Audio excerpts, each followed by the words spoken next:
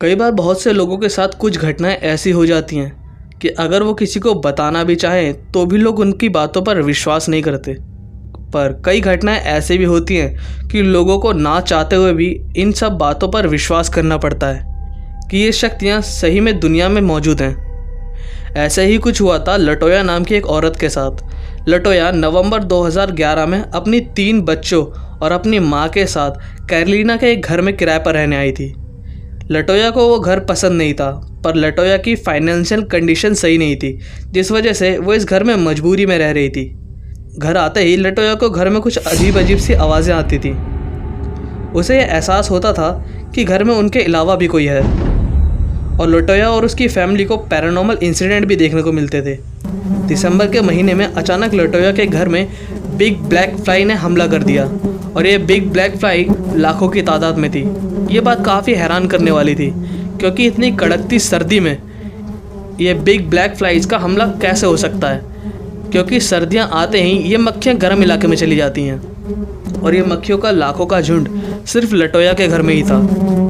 ऐसे ही लटोया और उसकी फैमिली को घर के बेसमेंट में से आवाज़ें आती थी, जैसे कोई बेसमेंट की सीढ़ियों पर चढ़ता और उतरता हो। जब बेसमेंट में जाकर देखा जाता तो बेसमेंट में से रोने और कराहने की आवाज़ें आती थी। कई बार बेसमेंट का दरवाज़ा अपने आप खुलता था और अपने आप बंद भी हो जाता था।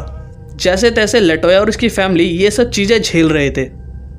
ऐसे ही लटोया की माँ को एक दिन घर में परछाई दिखी। जब लटोया की माँ ने उस परछाई का पीछा किया तो उन्हें आगे जाकर परछाई तो नहीं मिली, लेकिन उन्हें पैरों के निशान ज़रूर मिले। ये सब चल ही रहा था कि एक रात जब सब सो रहे थे कि लटोया की लड़की के कमरे से तेज चीखने की आवाज़ आई। जब उन्होंने जाकर देखा तो उसकी लड़की हवा में उड़ रही थी और वो बेहोश थी। लटोया और उसकी माँ ने प्रेयर करनी शुरू करी, जिसके बाद लटोया की लड़की वापस बेड पर आ गई। उसके मुंह पर पानी की छींटें मारकर उसे होश में लाया गया, पर उसे ये नहीं पता था कि उसके साथ ऐसा क्या हुआ था। एक दिन लटोया का बेटा कोने में पड़ा हुआ था और उसके सर पर चोट लगी थी। जब उससे पूछा गया तो उसने बताया कि उसे किसी औरत ने धक्का दिया है, और छोटे बेटे की ज़्यादा तबीयत खराब होने की वजह से लटोया ने बड़े और छोटे दोनों बेटों को हॉस्पिटल में एडमिट करा दिया। जब लटोया ने अपने छोटे बेटे से पूछा कि बड़े भाई को क्या हुआ है, तो छोटे वाले बेटे ने लटोया की तरफ देखा और छोटे बेटे की आंखें पलट चुकी थी, और वो बोल रहा था, तुम्हारे मरने का टाइम आ गया है और मैं तुम्हें मार दूंगा।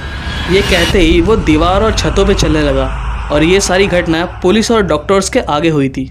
डॉक्टर्स और पुलिस समझ चुके थे ये सारी चीज़ें नॉर्मल नहीं है। तब पुलिस ने लटोया को पास के ही एक चर्च के प्रीस्ट की मदद लेने के लिए कहा। प्रीस्ट लटोया की मदद करने से काफ़ी झिझक रहा था, क्योंकि प्रीस्ट उस घर के बारे में सब कुछ पहले से ही जानता था। उसने लटोया को इस घर से छोड़कर चले जाने को कहा, क्योंकि इस घर में एक दो नहीं 200 आत्माओं का वास था। पर लटोया के पास इतने पैसे नहीं थे कि वो इस घर को छोड़ सके।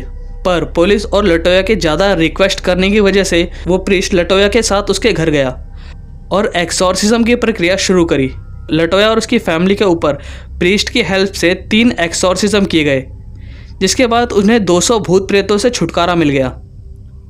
पर कुछ दिनों बाद प्रीस्ट की तबीयत खराब होने लगी। ये खबर इतनी ज़्यादा तेज़ी से फैली कि ये खबर सरकार तक पहुंच गई, जिसके बाद लटोया की कंडीशन देखते हुए सरकार ने उसे दूसरी जगह घर दिया और लटोया और उसकी फैमिली को वहाँ शिफ्ट करवा दिया गया।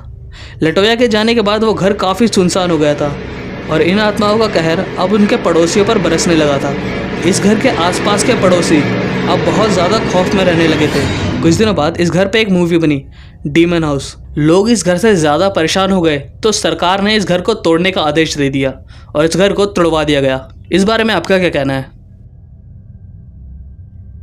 वीडियो अच्छी लगी तो वीडियो को लाइक करें, चैनल को सब्सक्राइब करें